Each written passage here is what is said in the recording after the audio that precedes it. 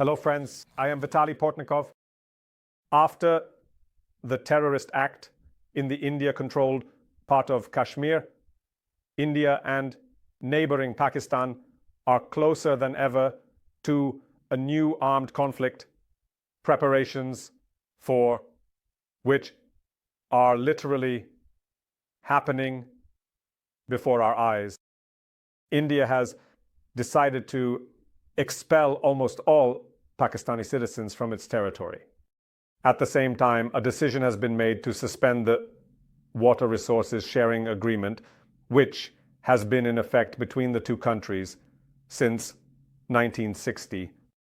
In Pakistan, it has already been emphasized that they will perceive the decision to suspend this agreement as an act of war, as it could lead to a serious water and consequently humanitarian crisis in Pakistan. The political elites of both countries are united in their statements supporting their respective positions.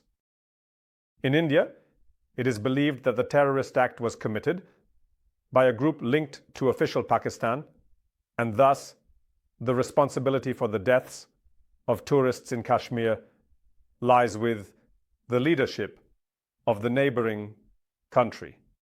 And here it is worth recalling that the current Prime Minister of India, Narendra Modi, is a representative of political forces that have always distinctly adhered to a Hindu nationalist position and have been quite cautious towards the ideology of national unity, which has been proclaimed for years by the opposition Indian National Congress.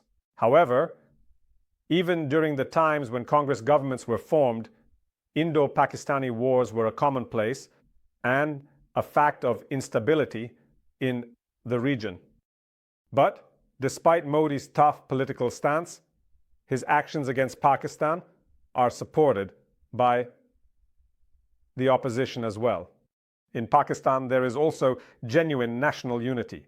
Politicians in this country believe that New Delhi is completely unjustified in accusing Islamabad of involvement in the tragedy and is simply using the terrorist act to worsen relations with Islamabad and pressure Pakistan.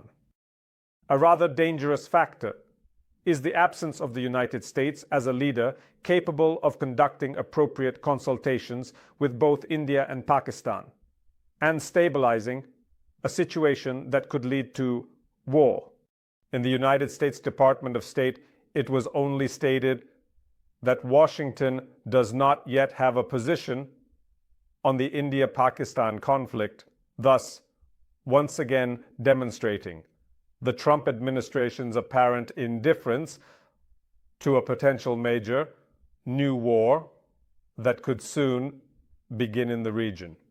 After all, despite the fact that both sides have not yet moved to serious military clashes, certain signs of their readiness for war and not just economic escalation are already evident, especially since we are talking about a conflict in the territory of divided Kashmir, which has already become a true arena for major Indo-Pakistani wars several times. The same could start now as well, especially since a war led by Narendra Modi could prove to be much more extensive and serious if one simply considers the political philosophy of the current Indian Prime Minister compared to the wars that occurred when India was led by politicians from the Congress Party, which was more cautious and moderate, at least towards the Muslim part of India's population. The possibility now of internal destabilization in India, which always accompanies conflicts with Pakistan, cannot be ruled out. The expulsion of Pakistani citizens themselves might only be the first sign before the onset of conflicts between Hindus and Muslims residing within India's own territory.